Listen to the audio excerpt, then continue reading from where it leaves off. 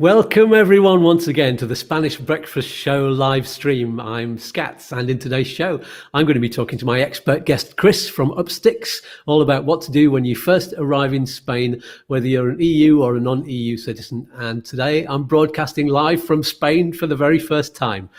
Huge year. So welcome to you to Spain. Let's cue that music.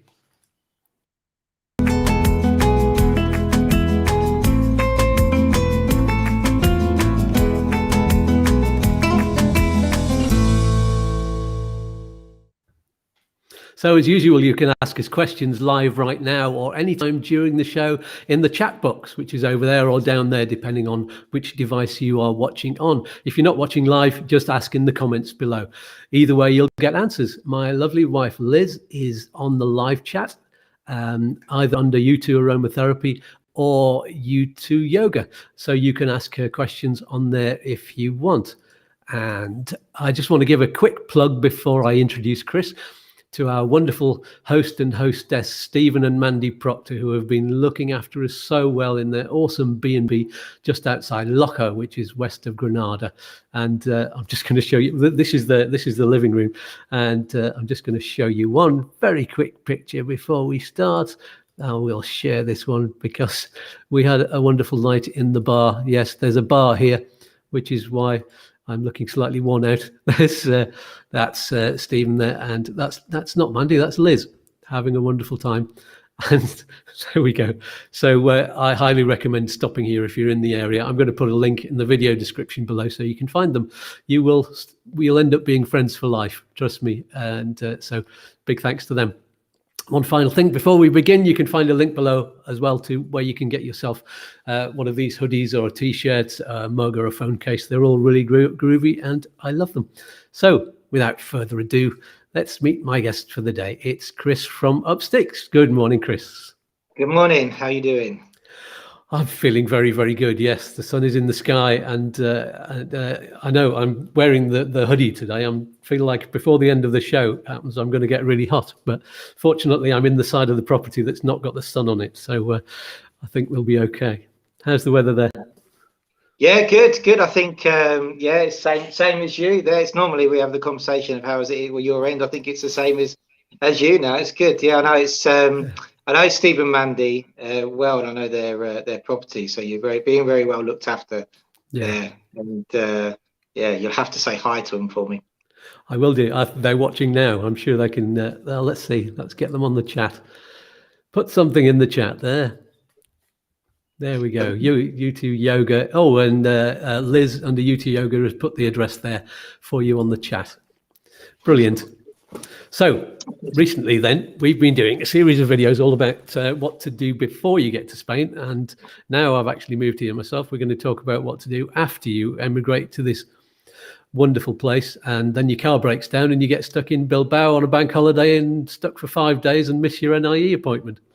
But that doesn't happen to everyone. So, but that's what happened to us. And I'm going to do a separate video all about that. It's going to be the disaster of what happened when we got here, so that everybody can have a laugh at our expense.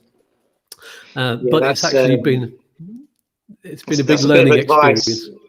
A bit of advice now I've never given to anybody and has never considered it is don't travel on a bank holiday. Yeah, that's funny. We should have known. We should have looked at the bank holidays, because once we went to France on June the 13th, which is the eve of Bastille Day. It's just ridiculous. We started driving through France, and we tried to fill up on petrol, because we thought petrol's cheaper in France than it is in the UK. We'll fill up when we get there, and there was just nothing open. It was just completely ghost town. So yeah, we had to drive backwards a bit.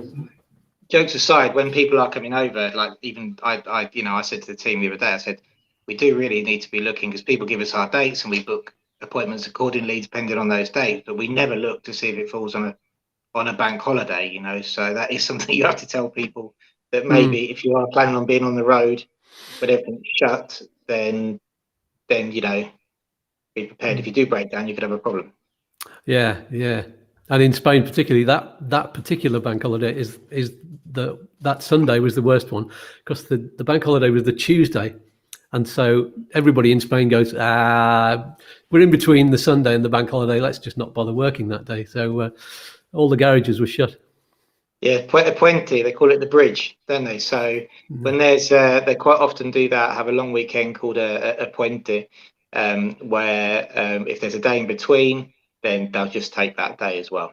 You know, which it's not, if it's not an official bank holiday, like for us, for example, it's a stop-start because the children have to go to school on a Monday and then they're off again on the Tuesday, carry on.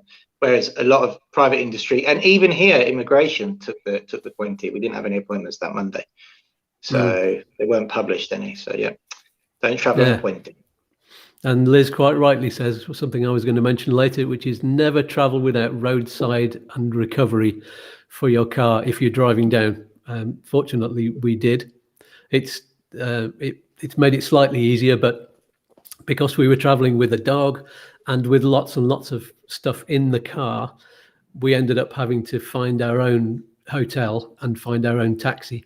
Fortunately, the guy who was in the tow truck could speak a bit of English, and he said, "No, don't stay at that hotel. That's just in one of the motorway service stations. If you're stuck there for 3 days, you're going to have absolutely nothing to do, and you can't walk to anywhere, and there's no shops." So he managed to find one that took our dog, and which is not easy either, finding a hotel, even if they advertise on one of the hotel finder sites that they take pets. Sometimes they don't. And that was a good bit of local knowledge from him. He said, "No, I'll phone them up and just check." And one of them said, "No, we won't take your dog." The next one said, "Yeah, we will take it, but how heavy is it?" And I said, "Well, I don't know, 10 kilos. I've never weighed it." It's not the first thing you do when you get a dog. So he booked that one. And then Liz came back from walking the dog, and we said, "How heavy is Luna?" And she said, 26 kilos. So we had to quickly get back on the phone, and they said, "Oh no, that's too big for us." So we ended up going all the way into Bilbao, which was like €105 taxi drive, because that was the only big taxi that would take a big dog in the back with loads of guitars and everything. So yeah, those are all lessons to learn from that. But you wouldn't necessarily ask those things in advance. You just don't know to ask those things. There's another thing. I'm going to get some top tips here, ain't it, to warn clients. Know the weight of your dog. There you go. Yes, weigh your dog. Or your severance is helping us here. Don't worry about it. That's good. But yeah, I've never heard of that either, so that's great. Brilliant. Oh, by the way, Mandy says hello. She's on the chat there. She says good morning. So some of the things that you're going to talk about today are the things, sort of the official things to be prepared for, and the words NIE appointment spring to mind because that was relevant to me. Yeah. So tell us all about that. Yeah, so we're talking about the NIE appointment, generally the NIE number. So it's becoming more and more apparent that it's something that needs to be either organised beforehand or you have to have your ducks in a row, knowing what you're going to do when you get here for the various things you need an NIE number for. Obviously, back in the day, before, if we're talking about visas and stuff, back in the day when everybody used to be EU for Brits, an NIE number wasn't that important immediately landing in Spain because you got one with your EU card, unless I'm going to go on to why it's important for you in a minute. But now what we're finding is that the NIE number is crucial. We'll talk about the certificate, but it's crucial for when you land. At the moment, there's a lot of organisations and a lot of administration who don't quite understand how to use the NIE number as it figures on a visa. So, for example, if someone is coming over on an unlimited visa and has previously had an NIE number, that is the number that they will have on their visa as well. The NIE number is a number for life. But it's a good idea to dig out your old certificate. So when you do land in Spain, before you have your appointment to register the visa, you've got a document there which you can use to start doing the various bits of administration you might need to do.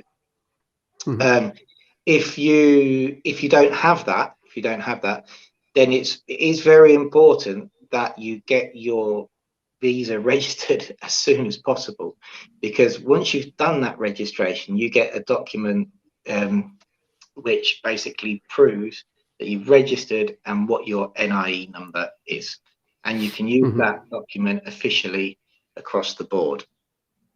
And a lot of people are having problems because they're coming into Spain and they're not getting their appointments through, say, to register their visa for 6 weeks or etc. I know they say 30 days is your limit. When you arrive in Spain, you have to register within 30 days. Truth be known, as long as you book the appointment within 30 days, even if that appointment's a month, that's just not a problem. You can never let the visa expire, evidently. And here in Malaga, for example, they are waiving that slightly as well. They do understand it's difficult for people to get appointments in 30 days. But if you have never had an NIE number before, it's important to really stress to whoever's helping you, or if you're doing it yourself, that you need that appointment as soon as possible.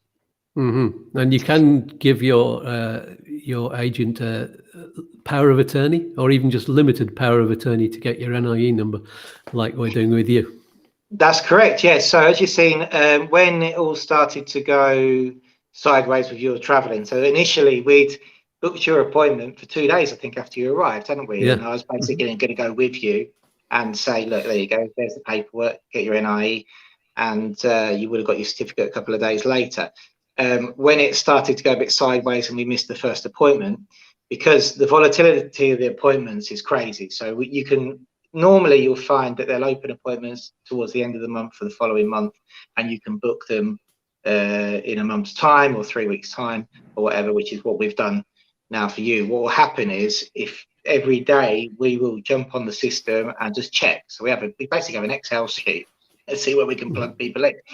And you'll find appointments dropping up the next day, you know, and then they'll disappear again. So at that point, that's when I said to you, look, the best thing is if you nip into a notary, which you did, and met one of the team, Thomas, and literally a very quick,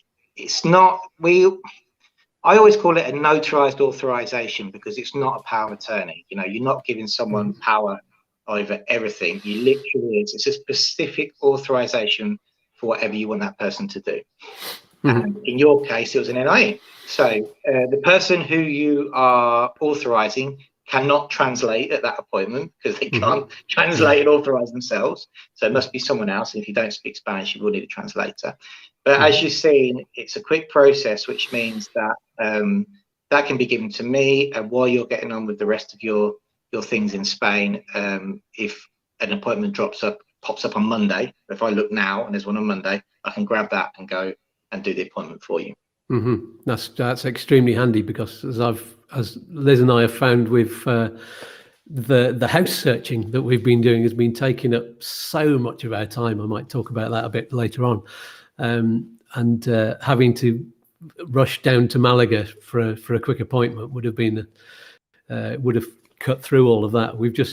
Everything else is kind of on the back burner for the house searching until yesterday when we found a house. So.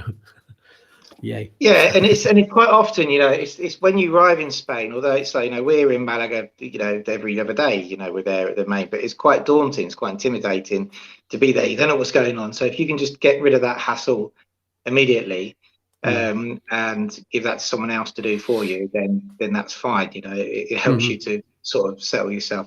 I'm going to ask you a question now. How did you find the notary appointment with the notary and everything? Was it okay? Was it swift? Very, very swift. I was only in the building for about 10 minutes, and I was sat a few minutes waiting for Thomas to arrive. I arrived early, so and they thought I was somebody else, because I'd arrived on somebody else's appointment time. But yeah, I'm just English. I arrive early for things. But yeah, no, it went really quickly, and actually the notary spoke some English anyway, but yeah, brilliant. It's just so quick, and because it was it was all only, she said, and you're only wanting this for the NIE number, so she, you know, the document she had to read through, all she has to do is read through the document and check and validate it. So, and it was a very short document, so Brilliant. And you'll find that if it's somebody, so we use them regularly, that notary, it's just a template that they change their name on, so that they know. That's it. One top tip, and something that for people around Spain will need to know, that if you are giving a POA for an NIE to anybody, and any representative, then if you hold a British passport, you need to have a verified copy of every single page now. So for EU citizens, it's only the photo page, like we did for you. Mm-hmm. But if it's a third country national, someone from outside the EU, you have to have a copy of every page, which can push the price up. I mean, a single page is around €6, and I think a copy of every one, you do get a discount for more pages. It could still be €25, something like that. Oh, that's why the fee that I paid the notary was 56 something, because she took one photocopy of the passport. Yeah. So you would have had it's two operations. So you would have had the paid for the power of attorney, let's not call it power of attorney, let's call it notarized authorization, and the passport verification. So, and then when we go to the NIE appointment, we have to take duplicates of that, show them original, and they retain the duplicates.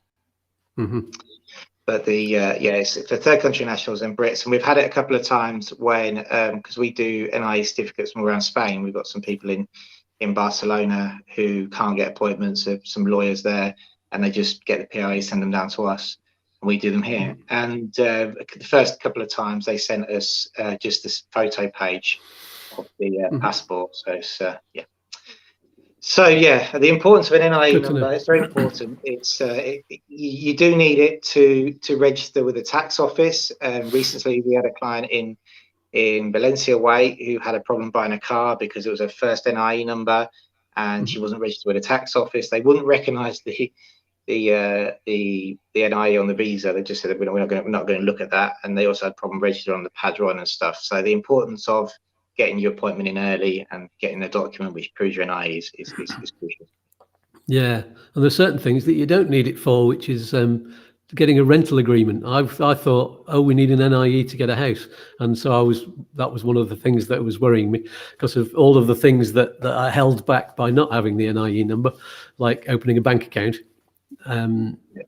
Although you can open a non-residence bank account, I think I need to check with the local bank manager in Computer whether that's all right, and whether he's going to charge me a huge amount of fees to be a non-resident to begin with, to transfer money over, because I don't want to lose out on massive fees in the first few weeks while I'm waiting for the NIE number to come through. I mean, you can again the rental contract. And we're not specialists on rental contract. But I do know that some people accept it just with passport number. Some people won't. Some people will only accept an NIE number, which means that if for any reason that you did have to go to court, or it'll be more traceable to find your assets in Spain because it's all registered to an NIE number. But some people are happy to use a passport number. The only thing I'd say about rentals is that I would definitely make sure that the rental is paid through a bank account, not in cash if anybody's renting, because once you do start living here, there's certain things you can write off in your tax returns, and depending on your situation, I had it personally, where I own a property I rent out and rent a property I live in, and the tax office came back to me because we write off the place where we live, because you can do that if you've moved, and they wanted 5 years worth of proof of us paying the rent, and we could never have done that if we'd paid it in cash, evidently bank account. So, top tip for the future. Top tip for the future. There we go. So let's see. Anything else about how long each of the processes take afterwards? I mean, the next process is getting residency for someone like me. Exactly. Again, it comes back to the NIE. So because you're registered and self-employed, there's a bit of a chicken and egg situation where you could actually go to register as a resident, and you'll be granted your NIE straight away when you register as a resident. But obviously, to register as a resident, you have to meet certain requirements, like one of them being healthcare. Well, if you're going to register as self-employed, that's covered. So you can register as self-employed with an NIE number, then use that healthcare to register your residency. So that's where the chicken and egg situation comes in with NIE. Though, if you are coming over as an EU citizen and you don't have an NIE number and you intend to stay, you can go straight away to your appointment, and as long as you meet the requirements, you'll get an NIE number on your EU residency card. There's absolutely no need for you to get an NIE certificate before you register as a resident. So how long are residency appointments taking at the moment? Is that just as spread out as the NIE ones? Yeah, not too bad. I mean, here in Malaga, for example, we always see now for EU residencies, we're running around a month's time. Same with NIE numbers, though you can sporadically grab them if you've got clients ready to go and they've got an appointment in 3 weeks. Quite often we'll get one and it'll be in 2 days. And we're like, is the file complete? Yes, right, let's push it forward. Give them a call. Can you make that job done? So that happens on at least 40% of the cases. What we are seeing is there is now a massive amount of Brexit appointments for people who are beneficiaries of the withdrawal agreement or want to switch their old card for the new TIE, which is widely publicised. That's a very, very good idea to do that now. And there's no what we call Toma de Huella appointments. Now, Toma de Huella is the fingerprint appointments, which are used for people who are either family members of an EU citizen or people who come on visas. So, and renewals. So this, everybody needs those appointments now. We don't need the Brexit ones anymore because the withdrawal agreement stuff is finishing.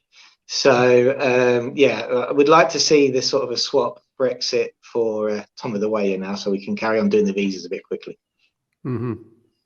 So, brilliant. but yeah, the appointments are good at the moment. They're good. Considered what the 18 months that we've had, they're doing very well.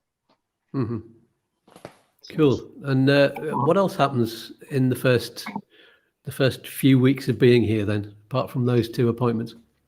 Well, obviously, then you've got the tax offices. I know you had Antonio on here, didn't you? And he'd be one that could probably tell you a bit better. But we're saying you have to register if you want to start buying stuff like properties, etc., etc. You have to have a registration with the tax office, whether it be non-resident, which is then switched to resident. That's something that you definitely will need to speak to somebody about. I would say that's one of the things. And then obviously then you've got to start looking at, depending on your situation, on the dreaded driving licenses, because if you at the moment we're 7 days off the deadline, aren't we, for Brits who are allowed to drive their licenses who are residents before.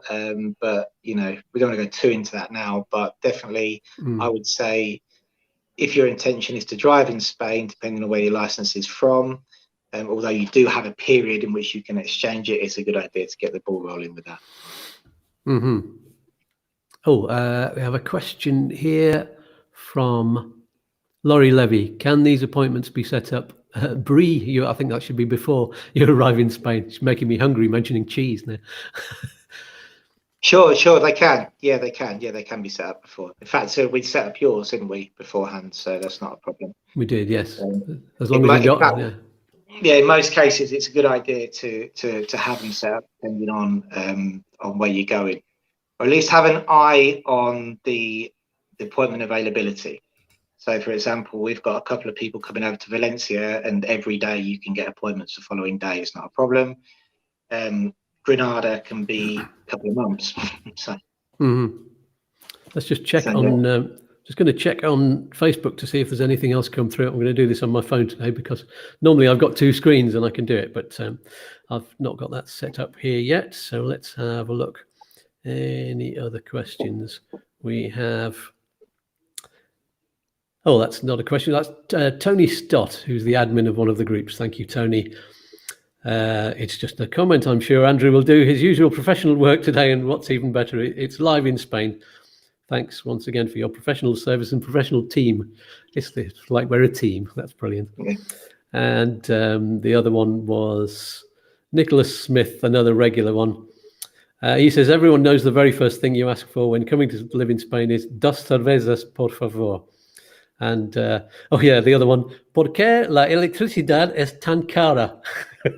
That's it. Yeah, you need to get somebody on the show to explain that, because yeah, that's I feel like my parents now, every time I'm in the house, turn the light off, turn the light off. Yeah. Talking about coming over, something that again I was going to ask you, because I've never done it myself, but a lot of our clients are obviously now going through this, and it wasn't something they went through before. Is the moving your goods and shekels and the customs and everything else? What was your experience with that? Because obviously that relates back to the NIE number and etc. etc. Oh, we didn't have the problem of customs because of moving from Ireland. So Oh, of course, yeah, you didn't have that. yeah. So maybe we can ask the viewers exactly what experience they've had, and they can pass that on to the viewers who haven't moved yet. Because I know that there's more paperwork that the removals companies need to do, whereas ours just needed to do the ferry trip. I think they took the ferry to France from Ireland and then drove down through there to Madrid and then took it from there.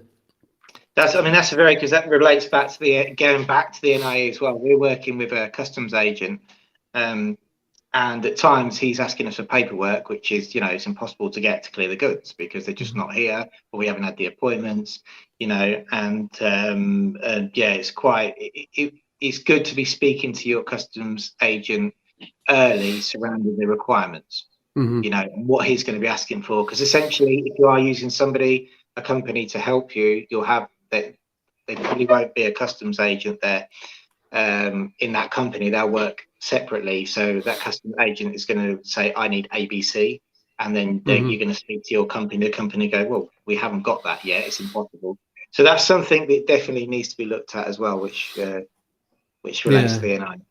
Yeah, and Donna Fryer is saying, I'm interested to know the paperwork for removals. So yeah, maybe we can. I'll see if I'm not sure whether we can get a customs agent on here or a very experienced removals company who knows all of the paperwork. That might be the best thing. So we'll have a look for one of those. Yeah, that'd be a good thing to get on, especially now with the British experience, because some people are coming through. I've seen a lot of Facebook posts regarding, do I need to get somebody at the port where I land and stuff like that. So it'd be great to get someone on who could clear all those queries up. Yeah, just a basic one on removals. It's good to have make sure your removals company book well in advance at the moment if they're taking ferries to get the stuff over, because originally our stuff was going to arrive on the 12th at the storage facility down near Malaga, which we'd booked. But they had trouble getting a ferry booked for their lorries. So eventually they told us, all right, we'll get it there on the 16th. And then we found out on the 15th that they were only just arriving in France on the 16th. So we eventually got it through on the around about the 20th. And even then they set off from their depot in Madrid way too late to meet us at 12 o'clock. Midday, where we'd been waiting at the storage depot. We got a phone call at we phoned them at about 1 o'clock, and they said they'd set off at 10 o'clock, and they'd got stuck near an accident near Madrid. Blimey. So they weren't going to turn up by 5 o'clock that day, which is when the storage facility shut. So that all went a little bit pear-shaped as well. That was another bit of a disaster that happened, and we had to drive all the way back to Locker and then back down the following morning at 9:30 to unload the van. Oh, yeah. So yeah.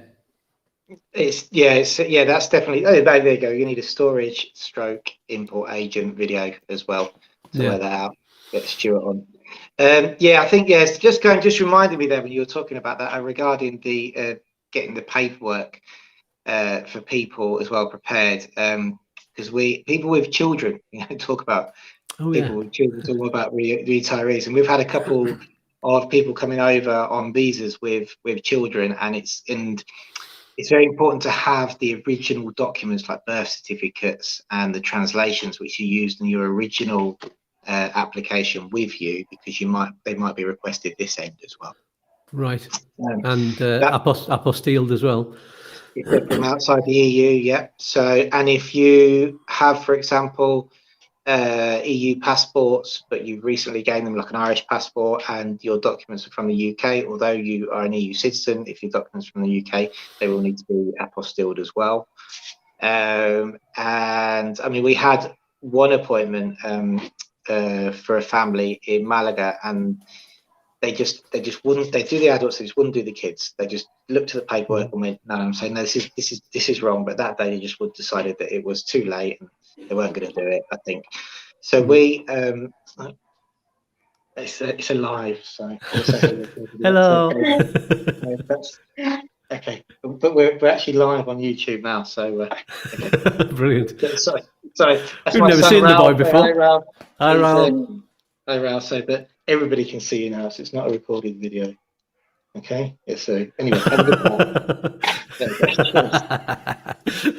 Oh, brilliant. sorry about that. Okay. So yeah, just having that, and then so just having your paperwork in a row. You know, before, and making sure, you know, you've got it for your appointments, as I say. And if your first appointment, if you're doing it on your own and your first appointment doesn't go according to a plan, then try and book another appointment as soon as possible. And if it's for a visa, you can do the fingerprint in any police station in your province, because and then you might get a different person behind the desk which accepts that, unless they're specific about the paperwork that's missing. But I knew that they were wrong, they just couldn't be bothered, and we went to a different police station a week later and it was fine. Yeah. So, you know, don't be disheartened either.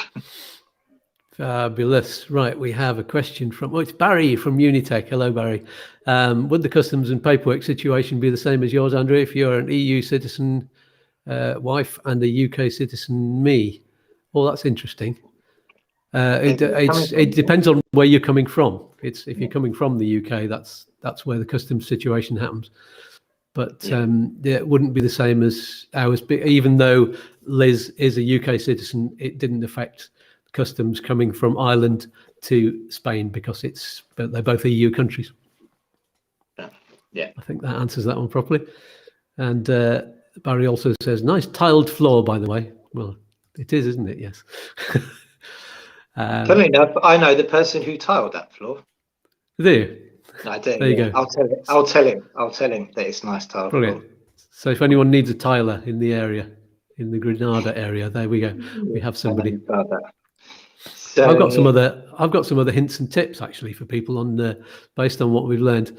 Make sure you've got some cash to see you through the first few weeks or months. Because to get a bank account here, you need the NIE number, and if that's going to take a little while.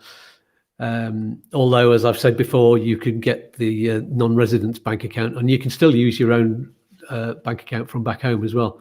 So it's not too much of a problem, but we didn't have as much left in our bank account, so we just needed to make sure we had enough cash with us. Brilliant, great tip. Yeah. I was gonna mention about just a quick one about learning Spanish.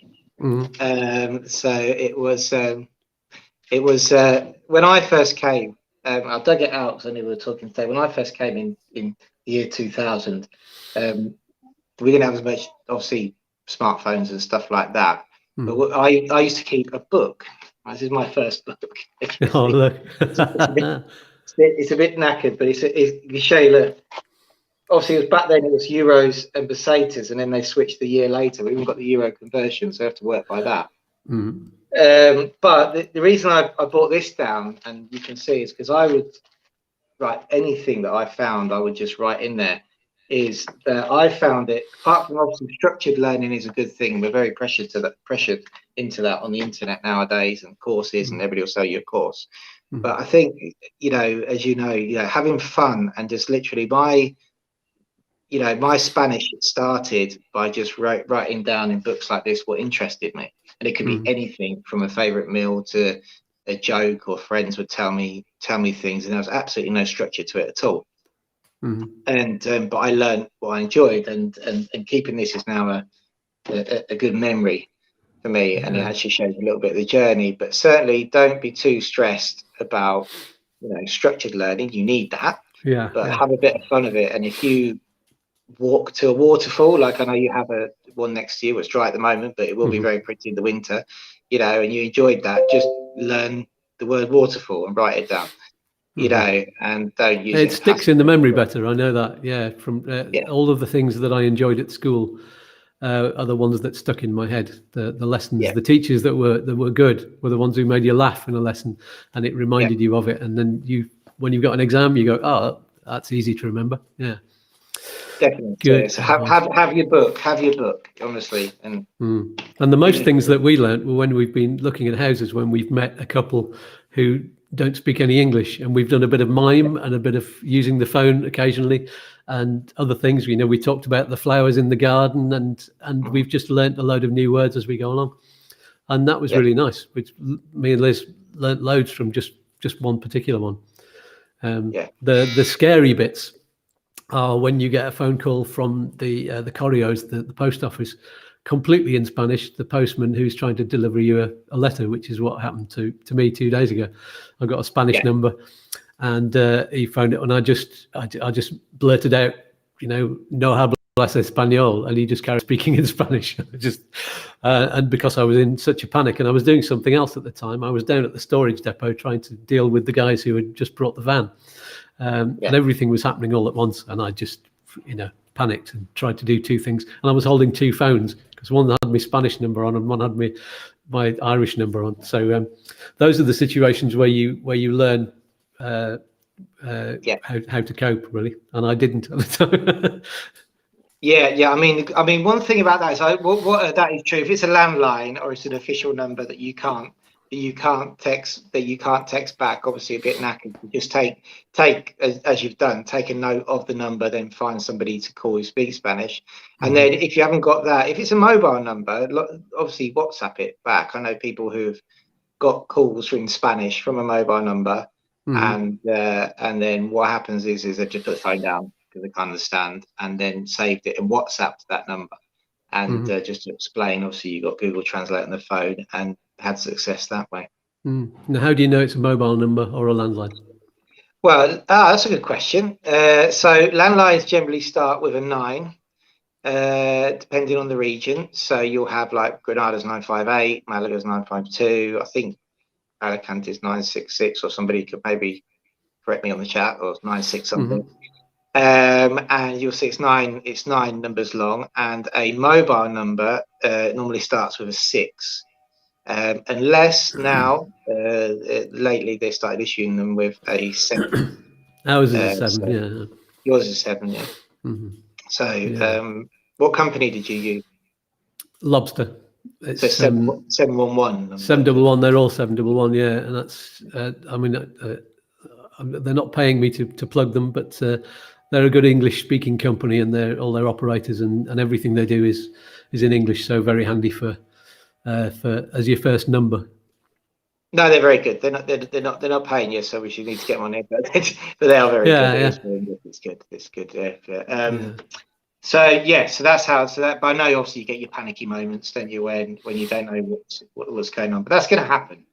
You know, that's just you know, you're not going to. Obviously, if you're missing a package or something, you normally find it will find its way to you anyways. Yeah. Good. Another hint I was just saying before, when you're looking at property, if that's the first thing you've got to do, if you like us staying in rented accommodation and we're looking for somewhere to rent for more permanent, it can be really quite costly if you're driving around a really massive area. Andalucia is huge, and we'd even narrowed it down a little bit before we got here into certain areas. The Axarquia, I don't know if I'm pronouncing that right. Even that region is fairly big. That's east of Malaga, and we've been spending so much time, you know, every day getting up quite early in the morning, and it's, you know, it might be an hour and a half to drive to one of the places that looks fairly near, and you're going up into the hills, especially if you're not on the coast by the motorway. And after about 5 days of doing that, we just felt so run down, even though we were enjoying ourselves at the same time and seeing lots of wonderful places. Just felt like we both had a really bad cold. So it's good advice, I think, to just make sure you get to sit down and, you know, enjoy the cafes, and, you know, and the one I was just talking to you before we started live this morning, we had a day where everything went absolutely wrong.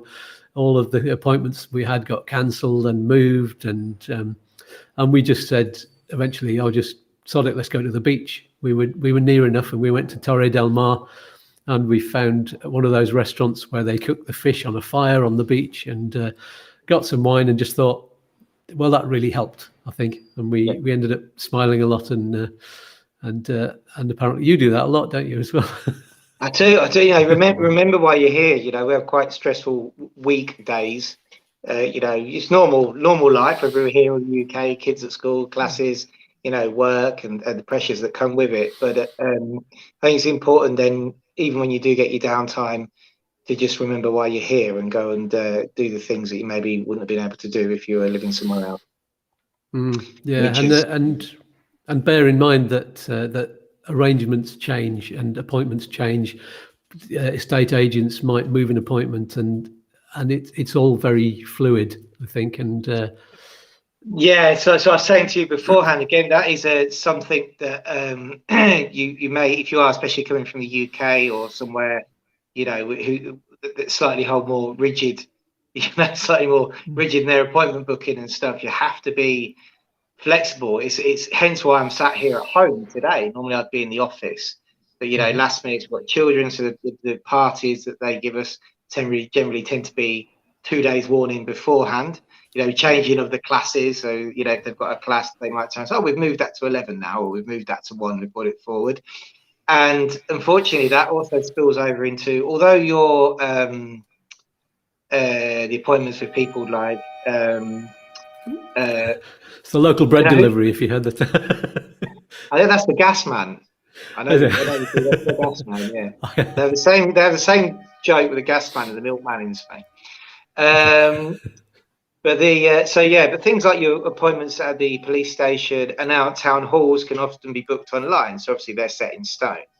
But appointments with maybe private individuals, you know, it's quite common here to, you know, WhatsApp an hour and a half before and go, "I can't do that. Can we push it back an hour?" Which, if you've been planning this your whole life or planning it for a year to come to Spain, you get all the way to a point where you're viewing and then someone tells you, "I've just knocked it back a couple of hours." It can be very frustrating, but that is quite commonplace. Flexibility is a key, but don't ever be scared to turn around and say, "Well, you know what? No, I'll do it the next day and just back to the beach, chill, and start again." Yeah. We're gradually learning how to chill. We've not quite got it yet.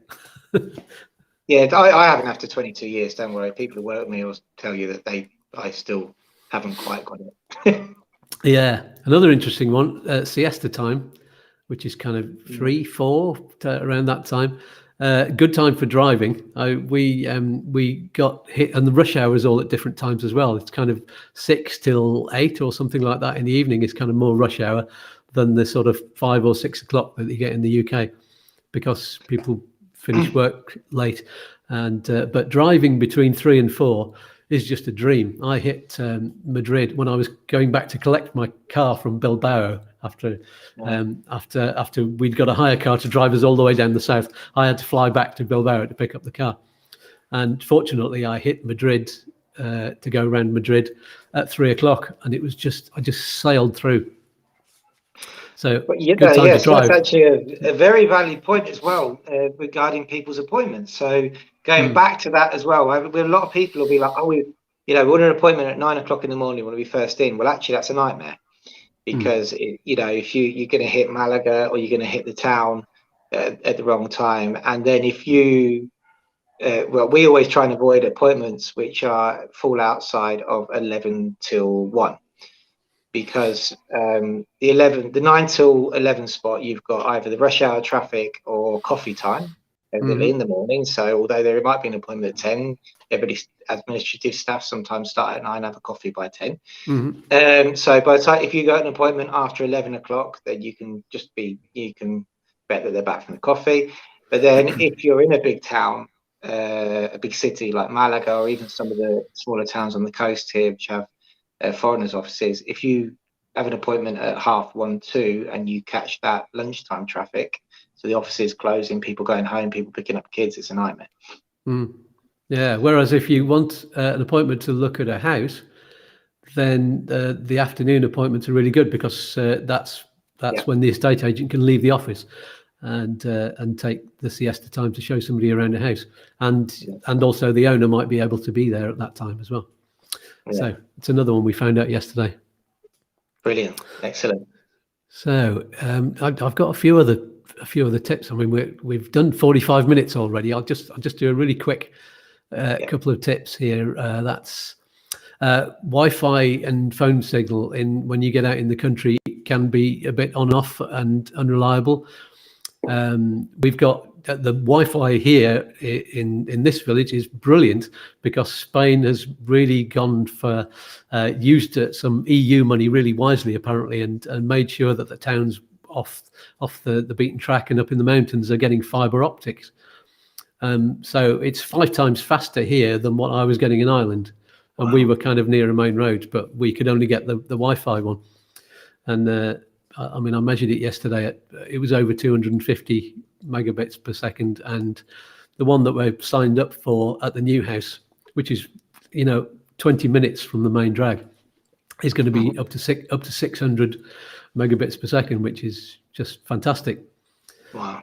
Yeah. So the signal I'm getting here at the moment is really, really good. So it's worth checking when you're looking for houses. Check that they've got the cable, because the Wi-Fi one that was at the house until recently is only 10 megabits per second. Right. So there you go. And the other hint was all about Spanish Mobile. When do you switch? As I said before, it's no problem about keeping. Sometimes you can get a phone that uses 2 SIMs. Yeah. And but the thing that I was worried about was on my Irish number, I'm using 2-step verification on lots of different things like Facebook and my bank account and YouTube and a lot of different email accounts. And and so my Irish number is the verification for that. So I'm a little bit nervous about when do I finish and close that account off and just start using my Spanish one, because that might be my only method of signing into my account. So it's a process that I'm going through really slowly and just checking on different things. Do you use Android? Are you Android user? No, I've got iPhone. So okay, I mean I have with the business a dual SIM Android phone, which I recently actually bought a new one, an Oppo, believe it or not, and I have verification on both personal and business.